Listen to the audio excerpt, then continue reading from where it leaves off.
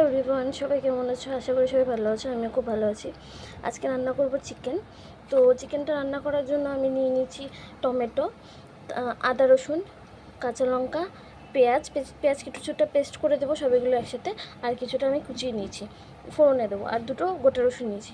আমি এখন পেঁয়াজ, কাঁচা লঙ্কা, আদা রসুন আর টমেটোটা একটু মিক্সিতে পেস্ট করে নেবো। তারপর দিয়ে দিয়েছিলাম কড়াইতে তেল দিয়ে আলুগুলো ভেজে নিয়ে এখন ফোড়ন দিয়েছিলাম। ফোড়নে দিয়েছিলাম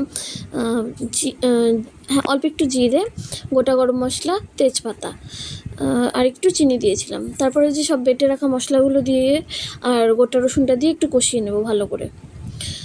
খুব বেশিক্ষণ কষাবো না, তাও একটু কষিয়ে নিয়ে তারপর জিরে গুঁড়ো, ধনে গুঁড়ো, কাঁচা লঙ্কা গুঁড়ো, ধনে গুঁড়োটাই বেশি দিয়েছি জিরে গুঁড়োর থেকে। চিকেনে ওটাই বেশি ভালো লাগে। তারপর এটা কষানো হয়ে গেলে মোটামুটি চিকেনগুলো দিয়ে দিয়েছিলাম। খুব সিম্পলি রান্না করেছিলাম, এমন কিছু না। যেহেতু অনেক রাত হয়ে গেছিলো, রাতেই আমার রান্নাটা হয়, ও আসে, আর পুজোর মার্কেট এখন একটু লেটই হয়ে যায়। তারপরে যে আলুগুলো দিয়ে দিয়েছিলাম, আলুগুলো দিয়ে তারপর একটু ভালো মতো কষিয়ে নিয়েছিলাম।